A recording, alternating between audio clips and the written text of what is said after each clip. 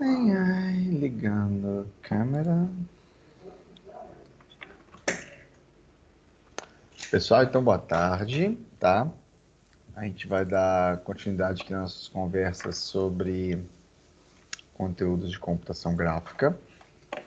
Na última aula eu fiz um certo apanhado sobre questões envolvendo principalmente um histórico da computação gráfica e alguns exemplos que a gente teria de como foi esse fluxo ao longo do tempo, né? E as suas evoluções. A gente vai entrar também na sequência de falar de alguns algoritmos de visibilidade e assim por diante. Só que antes disso, eu vou falar um pouquinho sobre imagens, principalmente porque é um conteúdo que também complementa algumas coisinhas do trabalho prático e, na verdade, prepara vocês para o TP2, tá? Que a gente vai fazer um trabalho. O que eu vou falar aqui hoje também não é um conhecimento tão diferente, tão raro assim. É apenas uma formalização de vários conceitos, mas é claro que vai ter muita novidade. Então vamos lá. Então, tecnicamente, uma imagem nada mais é do que, no nosso caso físico, um arquivo, né, dentro do computador. Esse arquivo ele é uma sequência de zeros e uns, geralmente em formato matricial, comprimido ou não, mas quando ele é exibido em um dispositivo de saída, ele tem aqui um viés de uma abordagem visual que te faz reconhecer alguma coisa. Então, nesse caso aqui, a gente tem uma imagem até interessante, que tem uma sombra de uma máquina digital, né? Porque foi uma foto de uma foto, tá? A gente percebe aqui a proposta de ter uma praia, a gente identifica um oceano, mas do ponto de vista computacional, isso aqui é exclusivamente zeros e uns, ou cada pontinho desse com uma certa cor, e a percepção visual nossa, humana, é que reconhece esse objeto como sendo uma praia, tá? Até aí, acho que nada de novidade. Então, a imagem é um sinal que representa uma variação de certa grandeza no espaço bidimensional. De espaço bidimensional é, no caso, uma matriz, tá? Pode ser uma fotografia, uma cena formada na nossa retina, um mapa de elevações. Existe uma quantidade bem diferente de tipos de imagens que a gente pode trabalhar. Dentro da proposta matemática, até sem esquentar muito a cabeça com esse formalismo, é só para entender, a imagem ele é uma função, uma espécie de função, tá? Onde eu tenho um espaço R ao quadrado, que na verdade vai ser uma matriz bidimensional. Em cada ambiente bidimensional que eu tenho, cada ponto xy, eu tenho um pixel R que vai representar, no caso, uma imagem monocromática, um preto e branco, e no caso de uma colorida, um RGB, que é uma tupla de 3 elementos. Então, para cada xy e j da matriz, eu tenho, no caso, 3 pares de um RGB, por isso que tem R ao cubo.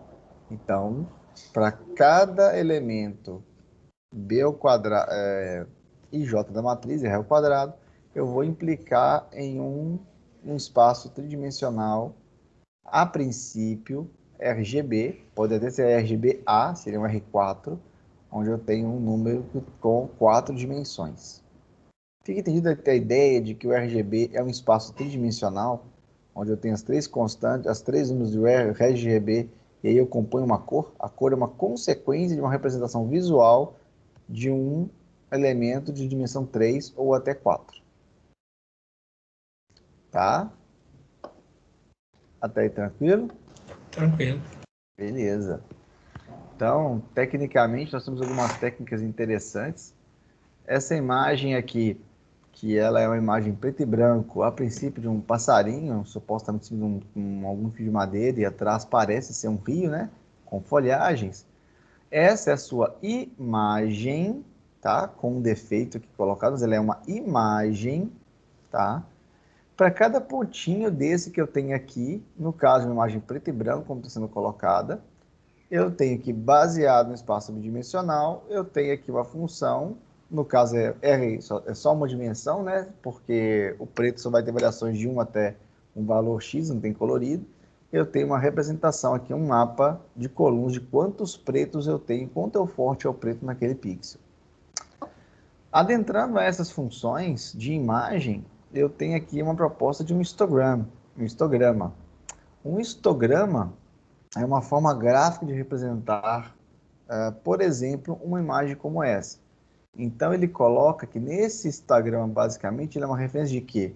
Quantidade de números de preto baseado no número de pixels. Então, aqui eu tenho de 0 a 255, onde aqui é total branco e aqui é total preto, né? Qual que é o level? Se eu pegar todos os pixels desse gráfico, como eles se comportam em relação ao número de pretos? Então, a gente vê que a maioria das empresas, a maioria dos pixels colocados, eles se concentram nesse tom aqui de cinza. Então, é uma forma diferente de entender, de forma gráfica, a representação dos dados de uma imagem. Então, a gente tem que sempre pensar que uma imagem, no fundo, ela é dado, e quando a gente for analisar em computação gráfica, em fazer processamento de imagens e por diante, sempre eu vou ter que transformar essa imagem em elementos gráficos para eu tentar fazer um entendimento, um casamento de padrão. Até aí mais ou menos ok? Ok, perfeito. Beleza. Então tá bom. Vamos lá. Nesse cenário, o que a gente vai fazer, tá? Uma das hipóteses é entender, eu não vou trabalhar nessa disciplina aqui como são feitas essas formas gráficas, é apenas uma questão de entender que imagens são dados. Eu nunca vou saber, a princípio, com baseado nos dados, se isso aqui é um passarinho, eu sei que isso aqui é o grau de cor. Os algoritmos de processamento de imagem e computação gráfica trabalham em cima dessas propostas para fazer casamento de padrão, ou seja, se determinada imagem tiver talvez esse comportamento de gráfico, cruzado com algumas informações, eu posso dizer que tem um passarinho. Porque eu sempre tenho um comportamento parecido com esse dentro de uma imagem, mesmo que com ou sem variações de tamanho, distorções e assim por diante. Tá? Então vamos lá. Nesse cenário, assim como eu falei no RGB, na questão preto e branco, aqui eu tenho uma imagem colorida e aqui eu tenho um histograma, onde que eu falo a quantidade de tons azuis, vermelhos e verdes, só que não necessariamente casados por pixel, né? Como eu tenho aqui um gráfico RGB, eu posso arrancar todo só o R, que é o red da imagem, e fazer um gráfico só de coloração vermelha. Então, quem verificar essas imagens é muito comum você ter isso no celular, é muito comum você ter isso em software de automatização, entendido? De automatização de Photoshop. E por que esse gráfico é interessante? Porque há padrões humanos onde determinadas formas de casamento dessas cores trazem ao olho humano uma sensação de imagem agradável. Então, todo fotógrafo usa esse gráfico para quê? Porque eles têm técnicas onde não olha necessariamente só a imagem, ele ajusta esses gráficos de tom de cor para dar ao olho humano a sensação de uma imagem agradável, porque nós humanos temos padrões que nos identificam se a imagem é boa ou ruim, e esse aqui é um dos elementos que trabalham para essa escolha. Já viram um histograma na vida? Como é que nunca viram? Alguém não sabe o que é? Já Entenderam? vimos, já vimos. Usa isso, usa muito em física para fazer distribuição de valores. Também. Mas é legal perceber aqui essa distribuição para imagem, né? Um ponto que às vezes alguém nunca percebeu ou não sabia é essa questão de que quando você faz uma foto, quando você ajusta essas gamas de imagem, torna a imagem muito mais agradável. Inclusive, esses ajustes geralmente são grandes trunfos dos celulares, onde o celular tem um mecanismo bem simplório de coleta de sensor fotográfico, mas cada software bom, na verdade, trabalha com a melhor escolha baseada nesses gráficos para equalizar automaticamente uma foto sem você ficar regulando a iluminação e assim por diante. Tranquilo?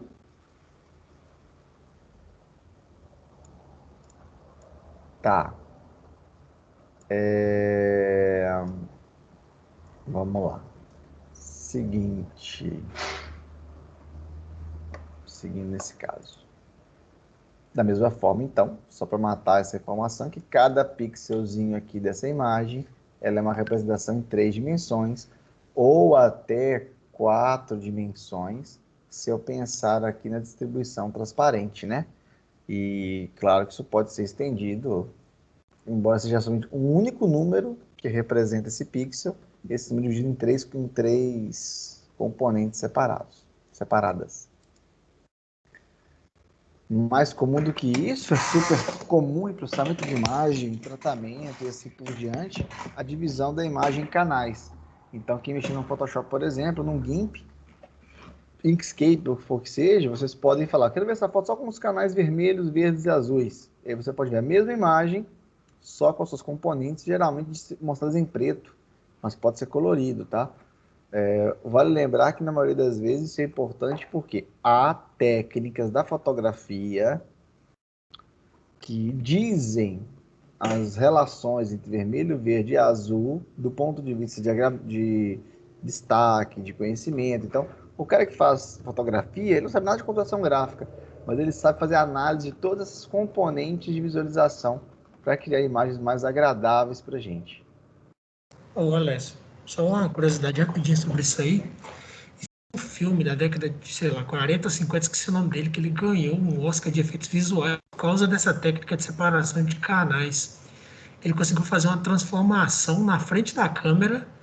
Sim, a personagem mudou de feição, e na verdade era simplesmente uma pintura na cara dela, e eles simplesmente colocaram um filtro na frente da câmera, e como o filme era preto e branco, não dava para ver a diferença no cenário.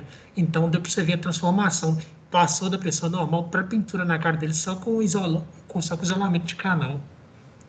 Leonardo é cultura. Essa aí eu não sabia, nunca nem tinha ouvido falar dessa história, mas legal. Se eu achar lá, eu mando. Se eu achar lá, eu mando. Mas é uma boa solução, principalmente você tá falando que é na década de 40, né? Que nem estava falando de computação gráfica, mas que a gente estava falando de fotografia. O cara conseguiu aplicar conhecimentos legais de fotografia, da área de conhecimento da arte fotográfica, né? E a gente, na computação, o que a gente faz é automatizar essas coisas. Com certeza, devem haver vários filtros em softwares que utilizam correlacionamento dessas camadas para encontrar formas agradáveis. Mas é importante para a gente aqui é só perceber como uma imagem pode ser representada de várias formas. Beleza? Então, uma representação. Uma imagem precisa ser representada em canais digitais. É necessário considerar os seguintes aspectos. A primeira é uma representação espacial, que é uma discretização. Eu tenho uma foto do mundo real, do mundo contínuo, mas depois do mundo contínuo, eu preciso, de alguma forma, transportar ele para uma matriz. Essa matriz ela é finita, e aí eu tenho que discretizar os dados. E a outra forma necessária para representar imagens em sistemas digitais é a representação de cor, porque nós temos mais uma vez no mundo contínuo uma quantidade infinita de cores, mas, entretanto, todavia, nós temos nas máquinas em questão, ou nas nossas máquinas digitais, os celulares, uma quantização das cores, que é pegar o número de cores disponíveis completos no mapa externo e reduzir a quantidade para uma representação menor. Tranquilo? Mais do que isso, aqui sem a gente discutir muito ainda processamento de imagem, se eu pegar essa imagem, vamos supor que ela fosse do mundo real, com números infinitos, se eu tivesse que discretizá-la em uma matriz AB, onde eu tenho CD de altura e AB de largura, cada pixel desse quadrado representa uma cor. Então, aqui eu tenho nesse quadrado aqui, por exemplo, ó, nesse quadradinho que vocês estão vendo, aqui agora está apontando com o dedo, muitas cores e muitos tons. Qual que é a cor que vai representar isso aqui? Porque eu não posso quebrar o pixel, ele é indivisível. Então, há um desafio de como discretizar essa imagem dentro dessa matriz, de maneira a minimizar os efeitos, que vão ser muito graves nesse caso, para a representação do objeto. Fica clara essa informação da discretização de pontos, que ela é bastante grave, e vocês devem estar mais acostumados com isso na vida de vocês? Olha, eu boiei um pouquinho. Você podia repetir? Também boiei aqui. Vamos lá. Vou jogar uma boia para vocês. Seguinte, essa imagem, ela é, vamos supor que ela é contínua, ou, por exemplo, ela pode ter 1024 pontos por 1024 pontos, correto? Sim. Correto. Com determinado exagero, em algum momento eu vou precisar representá-la numa matriz que é 1, 2, 3, 4, 5, 6, 7, 8 por 8.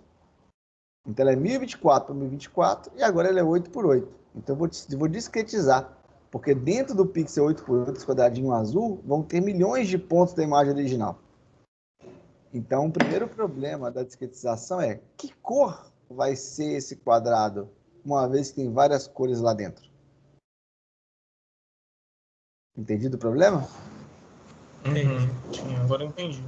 Claro que isso é um problema que é representado no mundo computacional, mas é um problema que acontece nas máquinas digitais. Então já tem o primeiro problema, que é como eu faço isso no mundo real para uma foto com alta resolução. Mas isso acontece todos os dias nas nossas máquinas ao reduzir uma imagem para resoluções menores e tamanhos de imagem menor. Então, quando você converte uma imagem de 20 megapixels para 1 megapixel, esse é um dos pequenos problemas. Como eu vou que cor eu vou colocar para um quadrado que tem muitas cores dentro dele, tá? E aí, para resolver este problema, nós temos algumas técnicas muito simplórias que são fáceis de serem imaginadas, mas devem ser citadas, que é a seguinte. Vamos até brincar com isso aqui antes, né? Qual é a proposta de vocês para escolher um tom de cor para o quadrado 00 aqui próximo da origem aqui? Que cor ele deve ocupar? Quais são as estratégias que a gente pode usar? Vamos bem Eu boba. acho que eu usaria a média das cores que estão nele aí agora. Pronto, primeira estratégia básica. Vou pegar todas as cores, vou somar e fazer uma média. Pronto. Alguma outra alternativa? A moda das cores. Isso. Então, assim, é uma quantidade enorme de alternativas. A média, a moda, a mediana. Tem, assim, as estatísticas são, assim, relativamente muito grandes. Então, mas sempre a gente vai descobrir aqui que é uma questão de que qual que é a alternativa correta? Não existe. É aquela que melhor se adequa à sua imagem. E é por isso que o processamento de imagem e esses algoritmos de síntese de imagem são tão complexos, porque não tem uma resposta certa. Em alguns casos a média é melhor, outra coisa a outra mediana é melhor, outra coisa um valor aleatório é melhor, outra hora tem que fazer o comparativo com outras. Eu deveria descartar elementos outliers, elementos que são poucas vezes que puxam a média para baixo ou para cima. Então, assim, muitas estatísticas. Então, no mínimo, eu poderia pensar, por exemplo, fazer uma amostragem pontual, né? Chutar aleatoriamente X pontos daquele quadrado, pegar cada um e fazer uma média. Eu poderia pegar a imagem completa. Resumo, são muitas abordagens, tá? Mas, de certa forma, o importante é que eu tenha uma função que eu faça a mesma na imagem inteira. Então, numa amostragem pontual, escolhemos um ponto aleatório e representamos ele como ponto daquele quadrado. O outro podemos fazer uma amostragem por média, aplicar algum tipo de fórmula matemática, criando a soma de todos os elementos, depois fazer uma média dos valores, também é possível, também completamente tranquilo. Não vou discutir aqui a parte matemática, mas basicamente aqui eu vou ter uma integral somando todas as cores e depois fazendo uma média delas, né? Mas aqui eu não vou nem questionar isso. Eu poderia aplicar métodos estatísticos também, que também não vem ao caso na disciplina, apenas entender que são vários modelos e todos eles são viáveis. A escolha de um ou outro tipo de amostragem depende da função e das características da imagem a ser representada. E, intuitivamente, podemos dizer que a amostragem por média seria mais adequada do que uma amostragem aleatória, né? Mas, mesmo assim, não haveria uma certeza completa. De certa forma, seja amostragem pontual, ou seja, uma média completa, todos têm problemas, né? Se eu pensar na amostragem pontual e por coincidência chutar sempre elementos que por algum motivo não pegam aqui os vales, que distorcem a média, eu vou ter um cálculo completamente diferente. Se eu pegar aqui variações por área, também ainda assim eu poderia perder vales. Então, apenas são questões de que entre as inúmeras possíveis abordagens estatísticas, todos vão ter algum tipo de falha. Entretanto, como a gente fala de computação gráfica, né? E a gente fala que desempenho é importante, muitas das vezes a gente ignora essas falhas e deixa o negócio seguir, pela alternativa mais fácil de todas. Para essa disciplina, só importa entender que existem milhões de tipos de abordagem para fazer essa amostragem. Eu nem vou trabalhar as outras não, porque são muitas alternativas. Aqui é só uma brincadeira, né? Como uma troca de um filtro pode, apesar de ser a mesma imagem inicial, trocando os filtros de processamento, eu tenho imagens completamente diferentes e até podemos considerar distorcidas da imagem original. Então, qual que é a resposta certa? Esta aqui ou a da direita? Não tem, é uma percepção visual. Se eu quisesse pegar, por exemplo, a ideia da continuidade diagonal, essa aqui seria boa. Mas a de cá eu perco a noção de fundo e a de cá não. Então depende do que eu estou querendo enxergar na foto. Até aí tranquilo? Tranquilo. Tranquilo. Então, apenas continuando, eu tenho que toda imagem é uma representação matricial N por N, né? Diretamente, onde cada representação em J da matriz representa um número. E aí, já discutimos aqui rapidamente que cada célula da matriz pode ter 32 ou 64 bits, que é a quantidade de cores disponíveis para aquele elemento, e a quantidade de bits é usada para a representação de cor. Sendo que cada célula tem um número, cada número é uma cor. Quanto mais bits eu tenho para a possibilidade de cor, mais cores do espectro vão ser alcançadas. Na representação de imagens, o problema ele é mais complexo do que isso, porque representar uma cor é algo complicado. Nós já vimos previamente que nós temos diferentes tipos de sistema de cor, então é importante, ao ler a imagem, saber qual sistema de cor está sendo aplicado para fazer a correta leitura, tá? Então, é importante ter essa percepção de que o número, inclusive, de cores disponíveis em um bit da matriz representa diretamente o tamanho do arquivo. Então, uma das formas de compactar uma imagem não é só reduzir o tamanho da matriz. Talvez uma forma de compactar a imagem seria reduzir o número de cores e reduzir o número de bits que eu tenho na matriz. Então, essas imagens já têm exatamente o mesmo tamanho de matriz, só que cada uma delas tem menos cores disponíveis na paleta. Logo, eu tenho, nesse caso, imagens diferentes, com a mesma matriz N por N, só que elas, em cada bit da célula, eu tenho menos cores disponíveis e tenho uma imagem mais compactada. Fica claro as duas possíveis formas de compactar imagens que são diferentes, porque são dimensões diferentes de compactação? Sim. Hã? Sim, sim. Uhum. Tá. Então, vamos lá. Seguindo, essa seu discretização seria o processo de eu mudar o tamanho da imagem e a sua resolução. Quando eu tenho esse efeito de trocar a paleta de cores, eu tenho um efeito chamado de quantização, porque ele altera a quantidade de cores disponíveis na imagem. Ainda para complementar, aqui eu tenho 2.000 cores disponíveis, aqui eu tenho 256 com uma paleta de cores fixa, e aqui eu tenho 256, a mesma quantidade de cores com uma paleta de corte mediano. Então, além da compactação, que vai dar o mesmo elemento,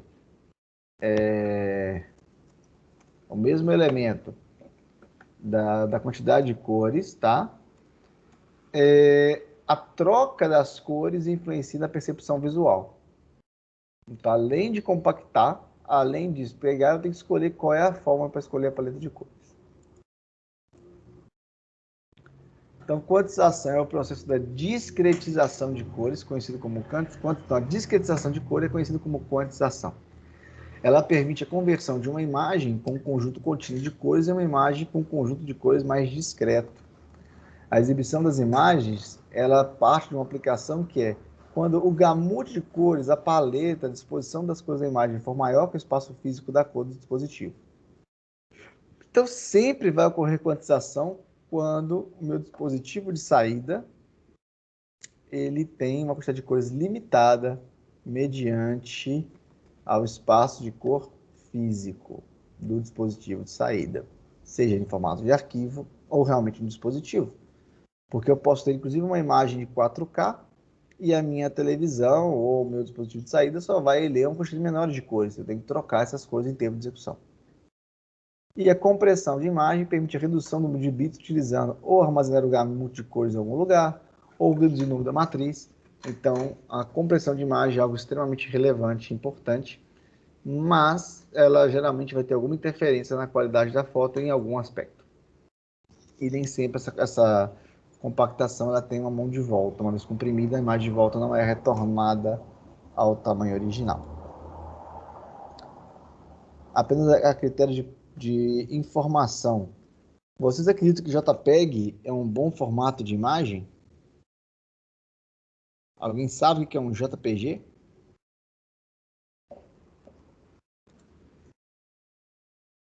Eu não sei a diferença entre ele não, Alex, mas eu lembro que eu tirei um print para aquela imagem de CG lá do site lá. Quando eu converti para o JPEG, a imagem não ficou muito boa, não. E o print original era em PNG. Então, aí vocês vão ver entre os diversos formatos de imagem, que eu só vou abrir agora um parênteses na explicação da disciplina. O formato de imagem original que se usava no passado era o BMP, onde é um acrônimo para Bitmap, né? bitmap, tá? Então a proposta é bitmap, então é literalmente um mapa sobre bits. Qual que é a grande vantagem do bitmap, do BMP? É que ele não tem compressão. Se a matriz é 1024 por 1024, ele vai ter 1024 vezes 1024 elementos vezes número de bits por ponto. Então o BMP tem 0, 0, 0 de compactação. Beleza? O PNG, ele é um formato chamado de vetorial, tá? Ele se propõe a ser um projeto mais vetorial, é um outro formato de arquivo, que eu nem vou tentar aqui agora. E o JPG, que é um dos mais antigos, ele já foi um formato quase proprietário, foi aberto.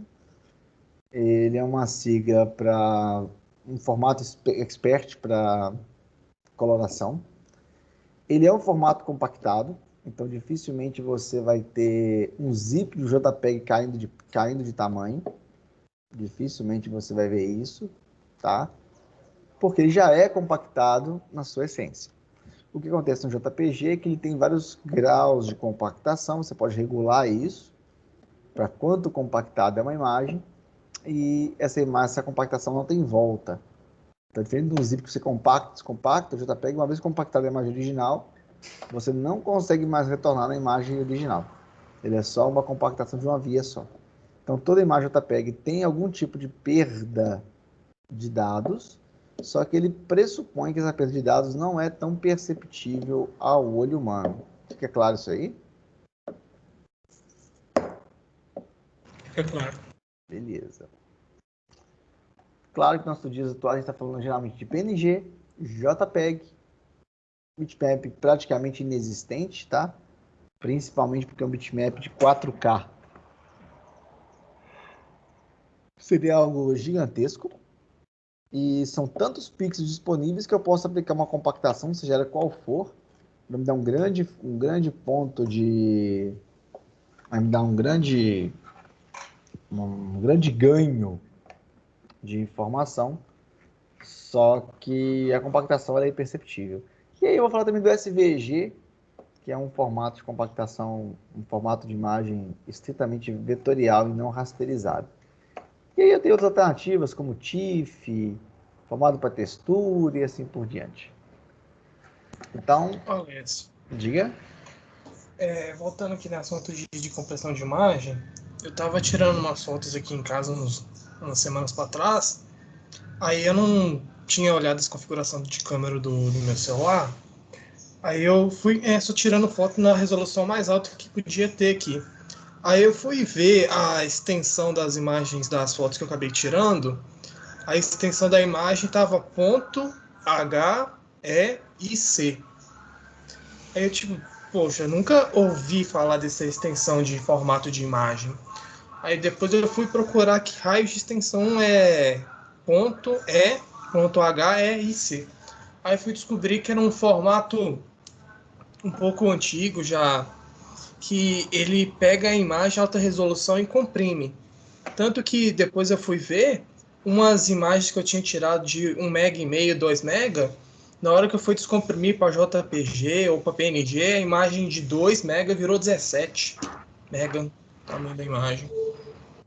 É interessante, porque nesse caso parece ser um formato especialista, né? Que a sua câmera do seu celular usa. Claro que tem milhões de formatos de imagens disponíveis, né? Não é só um formato disponível. Então, é importante tentar perceber o que tipo de formato você usa, não tem só de um tipo. Para quem tiver uma noção, por exemplo, no Samsung S, na linha S9, S8, S10 e assim por diante, ele tem imagem contínua. Então, apesar de ser um JPEG, ele é um JPEG Motion. Então, ele tem movimento dentro do JPEG. Então, que abre uma foto no Samsung, você vai ver que se você mandar por uma ferramenta, seria só a primeira, mas dentro do celular ele toca como se fosse um vídeo. É uma variação do JPEG. Mais do que isso também, isso explica, por exemplo, quem já passou pela experiência, se você tirar uma foto no WhatsApp e tirar uma foto na câmera do celular, você já viram que a foto é completamente diferente? Se você enviar pelo WhatsApp também, ele dá uma comprimida boa na imagem. Isso, então toda vez que você manda uma foto pelo WhatsApp, ela perdeu muita qualidade, porque o WhatsApp se compõe por ser um aplicativo de transferência de imagens rápidas, não por transferência de arquivos grandes. Então, seja vídeo, seja imagem, o WhatsApp comprime automaticamente e perde qualidade. Então, não é uma boa ideia tirar fotos e mandar necessariamente pelo WhatsApp. A não ser que a qualidade, o tamanho da foto não seja um critério relevante. Mas isso são aplicações especialistas, onde cada aplicação trabalha de uma forma diferente, de maneira que possa trabalhar da melhor maneira possível, tá? Esse tipo de cenário. Tem que adaptar por aplicação. Então, a quantização ela tem uma situação de umas definições. A primeira definição da quantização é o nível dessa quantização. Normalmente, como a quantização envolve armazenamento de bits dentro de um vetor, nós partimos de uma pressuposição de que o número de cores seria interessante que ela fosse 2 elevado a um n qualquer, porque são os bits, né, de uma célula de memória. Então, eu posso ter 2 elevado a 2, 4, 8, 16, 32, 64, 22, 2 elevado a n cores. Sempre na base 2, porque são representação de bits. Tá?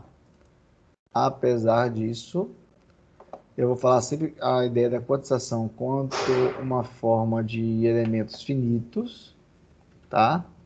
É uma forma finita de definição de cores. Então, eu tenho que definir primeiro quantas são os números de cores máximas e depois qual algoritmo que eu vou ter para a definição dessas cores. Então, seja uma imagem de um espaço R2 aplicado em R3, discreta ou discreta contínua, eu tenho sempre que aplicar ele nessa transformação.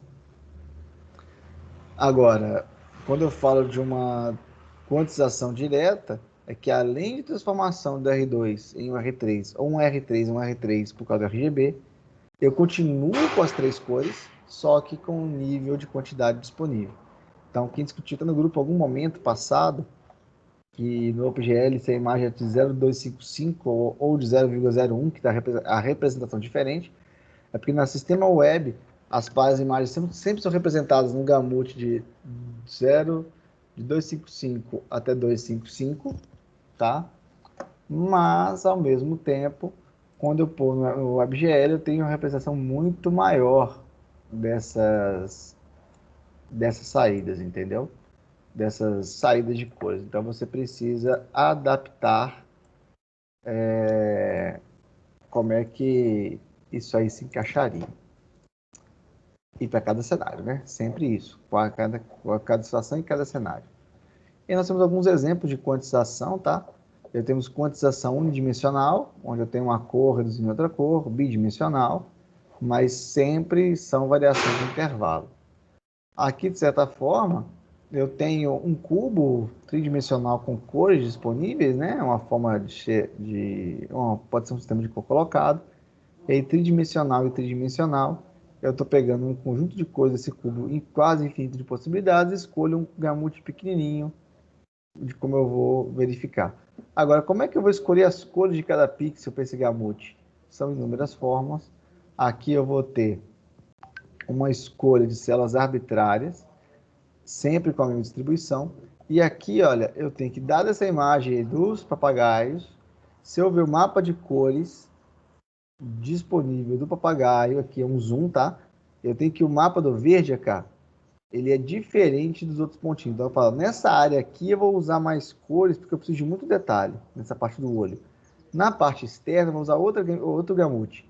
Então eu posso, inclusive, pegar uma imagem, setorizar ela, e escolher gamutes especializados para ter uma imagem visualmente mais bonita. Beleza? Entretanto, agora a parte mais direta desse algoritmo, que é mais interessante, é a seguinte. A quantização de uma imagem particiona mesmo em conjunto de regiões. Cada região é associada com um número de quantização e diferentes níveis de quantização podem ser diferenciados por diferentes níveis de curva a serem colocados. Aqui nesse caso, o que é feito? Na jogada do avião, para fazer uma suposta quantização, eu vou tentar minimizar essas curvas, porque ficou muito forte as curvas de quantização do avião. Então eu encontro uma certa curva e uma forma de quantização não é a imagem inteira. Eu olho onde tem uma suposta curva na imagem, geralmente a curva é uma troca de tons, e eu separo para minimizar esses contornos. Então nesse caso aqui do avião, acho que tem imagem final aqui. Ah, não vai ter. Eu queria, na verdade, o objetivo minimizar contornos, para ter a noção de forma da imagem. Outra opção que eu teria de fazer quantização é quantização uniforme. Eu pego a imagem inteira, separo de uma forma uniforme em cada um dos quadradinhos, e aí eu aplico a mesma forma em todo mundo. Então, se eu tenho lá 30 mil cores e vou resolver 256, eu vou pegar todo mundo, fazer uma quantização uniforme, já tenho a minha paleta, então, de acordo com a paletinha, qual que é mais próxima? Essa aqui. Faço uma média e coloco na figura. E eu tenho quantização não uniforme, onde eu não vou pegar a figurinha e pegar em sempre mesmos tamanhos. Essa área aqui é uma área que muda muito pouco de tom.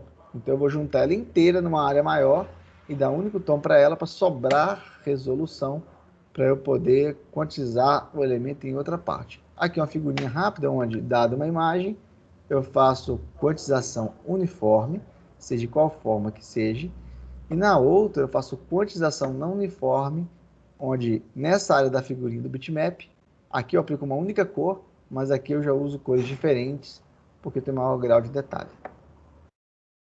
Aqui é um exemplo simples de quantização uniforme. Eu pego um peixinho na figura A, uma carpa, típica dos livros, está bem clássica essa imagem, e eu faço uma quantização de 8 bits em 4 bits, sem nenhum tipo de tratamento. Eu só reduzo os bits, pego um quadradinho que está aqui dentro, troco pelo cor e vou reduzindo até eu chegar na quantidade de bits aceitável.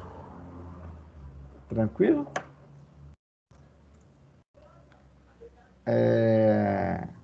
Tudo sob controle? Continuando aqui, então. Vamos lá.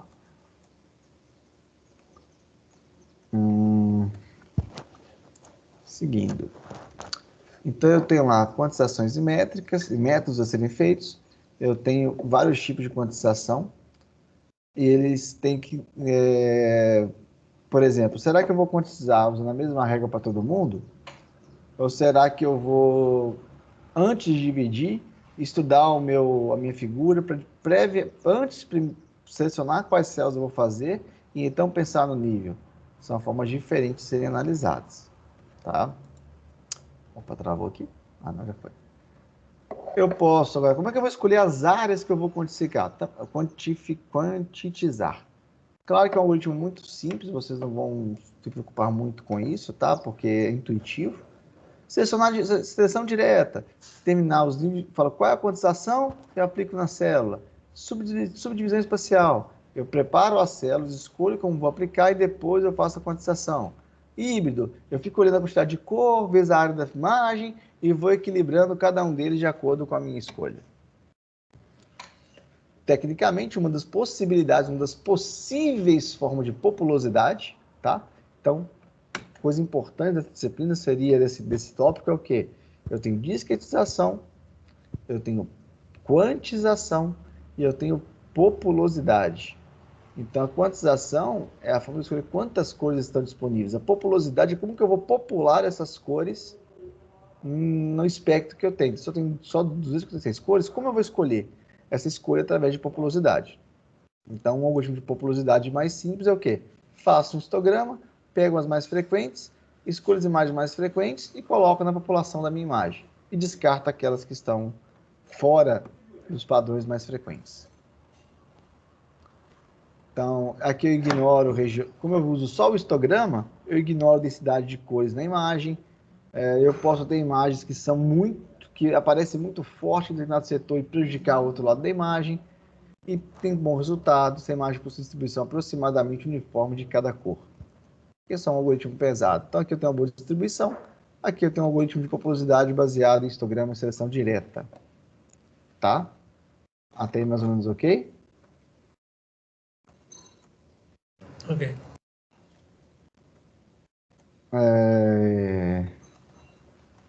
Vamos lá. Vamos lá. Seguindo aqui, então. Algoritmo de populosidade foi marcado. Além da populosidade básica, eu poderia pensar no corte mediano. De novo, é quantização. Só muda a proposta da ideia, tá? Quantizar uma imagem, escolher o nível de quantização e o modo com que cada um deles é associado ao número de pixels. Então, na verdade, é uma forma de associá-los de forma diferente com o corte mediano. Então, eu só mudo como se fosse a estratégia de escolha, né? Aqui eu vou pegar um monte de cor estranha, passo um platô, entendeu? Passo um platô, escolho o valor mediano e acabou. Esse é o corte mediano das imagens e pronto. Até aí, ok, né? Então é só uma escolha. E aí eu vou ter um efeito visual diferente. Eu tenho lá no de cores. Eu não vou discutir muito bem esses detalhes, porque são algoritmos estatísticos simples para vocês que fazem na computação, vocês vão ver outras disciplinas. E não tem algoritmo certo, são só formas de escolha. Tem hora que vai ser o mediano, tem hora que é por setor. O importante vocês entenderem nessa disciplina é que existem várias formas de escolher isso e cada uma delas tem vantagens e desvantagens. Tá? Então, considerar a frequência de elementos de conjuntos e assim por diante. Eu vou pular aqui direto, porque aqui só vou falar de forma distributiva. Eu não vou cobrar isso em prova, na verdade. Vocês vão só entender como é essa distribuição. Aqui, tem uma figurinha que vai mostrar aqui, deixa eu passar um pouco. Ah, tá, que não vai ter outro exemplo. Eu vou ignorar um pouquinho, tá, os exemplos colocados, mas o que eu acho que vocês vão entender aqui, primeira coisa, todo mundo entende que como eu tenho uma restrição descritiva, de acordo com o meu método estatístico de escolha de cor, eu vou ter imagens diferentes, visuais. Isso fica claro para todo mundo, não fica? Ou alguém não entende isso? Se eu manter a minha matriz e eu tenho uma redução dos possíveis números de cores, eu reduzir a quantização de acordo com a minha escolha de populosidade, que quais as cores cabem naquela quantização, eu tenho imagens às vezes completamente diferentes. Aí, ok? Outras não completamente diferentes é muito forte, né? Mas imagens diferentes, onde sempre alguma dessas estratégias vai perder algum tipo de detalhe da foto. Isso fica claro sem demonstrar, ou é melhor voltar e mostrar mais exemplos disso aí? Acho que deu para entender. Vamos lá.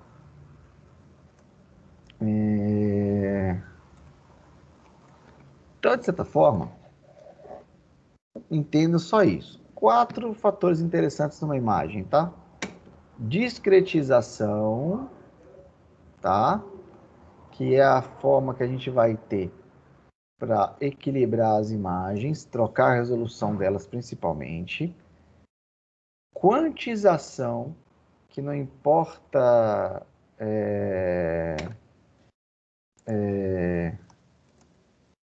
vamos lá, não importa como é que fala? Eu discretizo a matriz e na sequência eu, assim, baseado na matriz, eu reduzo o tamanho da matriz para ela caber de alguma forma numa resolução menor, discretização. Só que eu posso discretizar, além do tamanho da matriz, a quantidade de bits que representam uma cor. Então, uma certa cor, ela tem uma imagem lá com 1 milhão de cores, eu quero reduzir para 256. Então, eu discretizei a cor chama de quantização. Depois que eu quantizei, disse quais são o número máximo de cores que cabem num bits, eu tenho um algoritmo de populosidade, que é qual é a estratégia que eu vou ter para popular os bits que eu tenho disponível para escolha de cores. Até aí, ok? Até uns ok? Ok. Ok. Vamos lá. Vamos lá. Seguindo.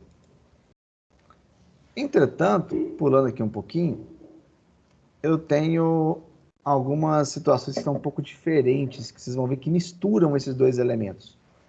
Porque quando eu falo de... Aqui, beleza. Quando eu tenho algumas imagens, eu posso chegar a um limite extremo. Tá? Qual que é o limite extremo? Qual que é a quantização mais extrema? Entendeu? A quantização mais extrema foi... Deixa eu só responder. Entendi.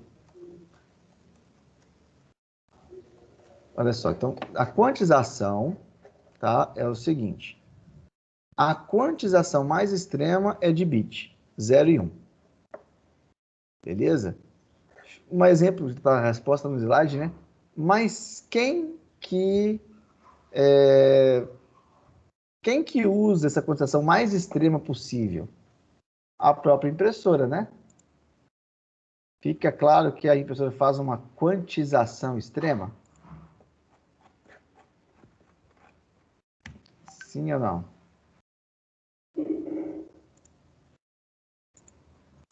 Não entendi muito bem, não. O que é uma quantização?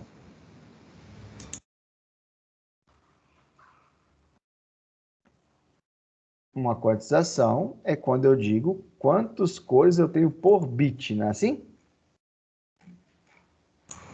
Isso.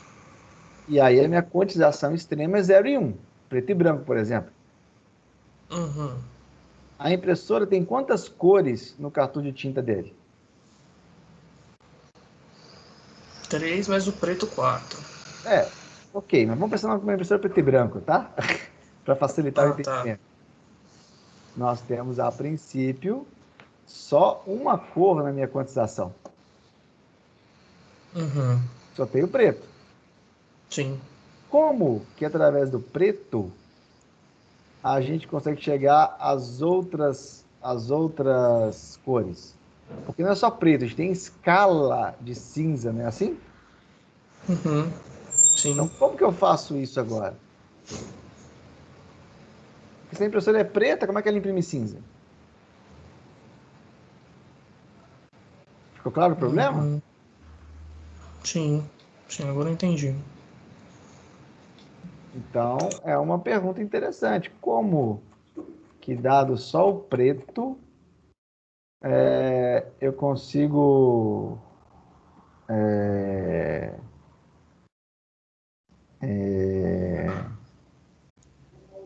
fazer isso acontecer, entendeu? Bem, vamos lá. Eu tenho aqui uma situação interessante que, além dos efeitos de quantização, tá? Além dos efeitos de quantização que existem, além desses efeitos e populosidade, o jornal, por exemplo, assim como a impressora, já que é um objeto impresso, ele é só preto e branco, mas ele alcança várias escalas. Ninguém consegue imaginar que tipo de truque ele usa para fazer essa simulação de outras escalas. É simples e intuitivo, porque a gente faz isso no mundo real. A impressora só tem preto e ela exprime em escala de cinza. Como Ela que ela usa simula? densidade, densidade de Isso, pontos. exatamente. Então aqui, por exemplo, ó, eu tenho um padrão meio tom aumentado, essa imagem ela é só preto e branca, entendeu? Só e somente só correto? Mas, assim,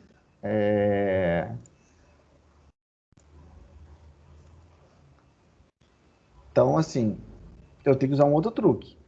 Então, o truque que a gente vai falar aqui, que é o Ditrin, na sequência, ele vai ser um tipo de forma de coloração que ela usa elementos da discretização de espaço, cruzando com a populosidade, que só tem um limite, que é uma única cor, ou 3 ou 4, e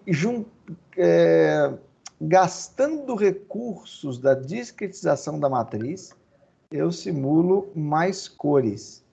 Como aqui, se a imagem fosse 1024 por 1024, para simular um cinza eu preciso de 4 cores, então ela seria de 1024 dividido por 4. Fica claro essa distribuição que eu estou comentando?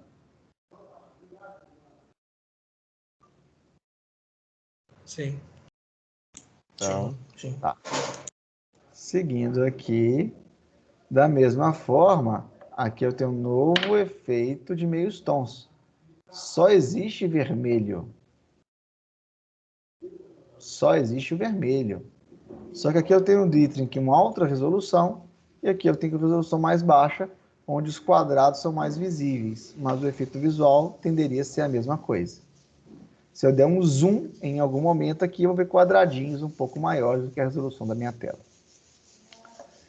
Então aqui eu tenho uma fotografia original reproduzida com níveis de intensidade, até. Então aqui, olha, eu tenho supostamente pretos e brancos com alta resolução. Se eu reduzir o nível, porque eu tenho menos resolução disponível, eu preciso usar mais espaços para representar cinzas, e aí eu tenho uma perda de coloração, porque a minha resolução caiu, mas eu garanto que aqui a populosidade é 2, a quantização é 0, que é 2 elevado a 0, que vai dar 1, é só 0 ou 1, e a quantização também não precisa acontecer, porque 0 e 1 é só uma escolha de cor. Só que aí eu gasto elementos da resolução para simular novas cores. Aí eu tenho a mesma imagem com variações de tons de cor, tudo aí é preto e branco com populosidade 1. Aí outro exemplo, 32, 64. Então, como é que o preto e branco vai simulando essas alterações? Fica ok essa primeira disposição lá? Ok. Vamos lá. Então, essa foto digitalizada aqui, ela tem um jitter muito ruim, só que cada vez que eu tiver um aumento dessa taxa de resolução, eu vou ter quadrados maiores, e se um quadrado for muito grande, a ponto de ser visto no olho nu, a gente vê uma imagem quadrilhada. Se a minha resolução for tão alta, que usar um quadradinho de cores for imperceptível ao olho humano, você não percebe. Uma impressora geralmente usa, por exemplo, 600 por 600 dpi, são 600 pontos por polegada 2 centímetros, então tem 600 vezes 600 pontinhos por polegada quadrada. Isso tem uma resolução tão alta que eu posso gastar quadrados para simular cores e você não vai perceber de forma desagradável, né? Você vai perceber, mas não vai ser tão forte essa situação. Aqui eu tenho um exemplo mais grave de Ditrin, né? De quantização. Olha, imagem de quantização para 2 níveis. Aqui eu tenho uma quantização bem alta. Aqui eu venho quantização extrema. Tá? Quantização alta e quantização extrema. Só que aqui eu não levei em consideração o Ditrin. Eu só peguei cada ponto e pus 0 e 1. Aí nesse caso aí, olha, você pegou, tipo, tem um limite aí, tudo que for abaixo desse limite é branco, tudo que for acima desse limite é branco. Passa uma régua estatística qualquer, correto, Leonardo? E taca uma régua em branco e preto. Só que aí eu não fiz Ditrin. Eu só fiz quantização extrema. Fica claro o que é uma quantização extrema? Opa, perdi aqui. Agora, essa imagem, ela tem preto e escalas de cinza. Tá? Eu estou afirmando que aqui não teria dithering, aqui não teria nem elemento, que é uma imagem original. Vamos supor que fosse 1024 1024, um chute bem alto, e eu tenho cinzas para cada bit. Aqui eu fiz uma quantização. Eu simplesmente peguei cada bit desse, passei uma régua, acima disso é tanto, é preto, acima abaixo disso é branco. E aí eu fiz. Na segunda informação que vocês vão ver aqui agora, eu crio um dithering, que é o quê? Eu pego essa imagem preto e branco, só tem preto e branco. Só que vocês vão ver linhas aqui ó, que passam aqui, que na verdade é porque, apesar de se parecer muito com a imagem anterior, vamos supor que a cada 4 por 4 pontos, a cada 16 pontos da imagem original, eu uso variações de preto e branco dentro delas para criar a suposição de tons de cinza. Ainda é muito obscuro, você consegue entender um pouco da diferença de dithering, quantização e populosidade.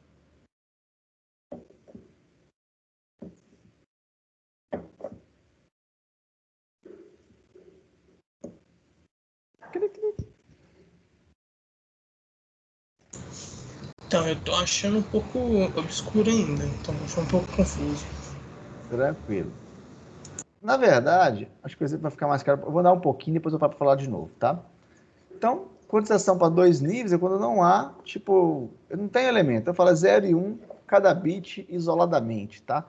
Eu trato cada bit de forma isolada. Quando eu falo de dithering ou meio tom, eu não falo mais de forma isolada. Eu quero fazer simulações diferentes de tamanho. Esse aqui é um exemplo, olha só. Por exemplo, mais direto. Nessa imagem, que seria supostamente a imagem original, supostamente, né, que estava no monitor, etc, etc. Esse pixelzinho maluco, ele é cinza. E quando eu uso o dithering, que é populosidade preto e branco, para simular um cinza, naquele pixel tem 4 quadradinhos, 2 brancos e 2 pretos, para simular uma variação do cinza. Fica claro que seria, então, uma forma de simular cores com dithering, Michael? Sim, fica claro. Sim, entendi. Por isso que eu digo que a quantização é extrema. Assim como a populosidade é extrema, porque eu tenho só 2 cores. Eu uso da ilusão de ótica que o nosso corpo, o olho humano, de juntar e fazer padrões.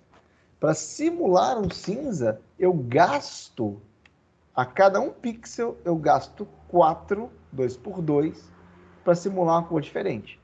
E é claro que se eu tiver um dithering 2 por 2, como está aqui, eu tenho no máximo 3 cores, né? Eu tenho o branco, o todo preto, o cinza, que é esse cara aqui. Eu até poderia pensar no cinza invertido, né? Que na verdade teria isso aqui preto e esse aqui seria esse cara preto e esse cara aqui branco, né? Então eu teria 4 cores possíveis. Eu poderia simular populosidade 3 ou 4 com apenas 2 cores se eu usar dithering 2 por 2. Fica clara essa frase? Sim, entendi. Se eu fazer 3 por 3, eu ganho mais cores, mas aí eu perco detalhes da imagem. Se esse dithering, o tamanho desse quadrado combinado por tão pequeno que não seja possível perceptível no olho humano, em tese, eu teria uma imagem boa do mesmo jeito. Se esses quadrados foram tão grandes que o olho humano possa perceber, aí nós vamos ter um pequeno conflito. Tá? Então, a redistribuição de uma intensidade em uma pequena região pode ser feita sem comprometimento para a percepção de o que a gente chama de um meio tom. O que importa é a intensidade média numa certa pequena região da imagem, eu encontro essa população média, e aí eu consigo simular maiores degraus de quantização, mesmo quando a quantização for menor, de maneira que ao escolher cor de um pixel, eu levo em consideração pixels vizinhos, usando a princípio alguma técnica de dithering. Tá? Podemos, desse modo, redistribuir a intensidade no interior de uma região sem mudar a intensidade percebida. O DIT se baseia no conceito de resolução perceptual do seu olho humano. O seu olho humano não separa só zeros e uns, ele junta as cores e faz novas cores, mas a resolução, a percepção da resolução vai depender da distância do objeto ao olho humano, da densidade de resolução e de quanto seu olho vai estar aberto, para você entender melhor ou melhor essas cores, e não necessariamente só da imagem. Tá? Então, podemos utilizar esses 3 mecanismos para produzir meios tons a partir dos 2 tons de níveis vizinhos. Aumentar a distância da imagem, vai aumentar o sistema visual, aumentar a densidade da resolução, também aumenta o número de elementos luminosos sub-área, e se eu diminuir realmente a abertura do olho, eu também posso alterar a percepção visual da imagem que você queria colocar. E aí, eu vou meio que, de alguma forma, deixa eu ver onde eu vou. Não, eu vou fechar quase que por aqui, hoje, e na próxima aula eu vou continuar falando um pouco mais de DIT, só que agora falando sobre as diferentes formas de trabalhar com DIT, tá? A gente vai falar aqui, olha, das formas da construção média, como era a forma de eu constituir, rasterização e alguns elementos a mais com relação a DIT e suas escolhas. Porque isso acontece em imagem, isso acontece em impressora, acontece em uma série de outros elementos. Até aí, mais ou menos ok? Sim, tranquilo. Eu estou devendo, não coloquei hoje, vou tentar colocar até o final do dia, estou atrasado, são meio que uma relação pequena de tópicos e tentar algum tipo de norte para nossa prova teórica, né? Eu vou aproveitar e vou ver aqui se a enquete do SIGA foi completada com sucesso. Já vou falar com vocês aqui agora. Eu vou até encerrar a gravação, porque na verdade a aula já está encerrada, em tese.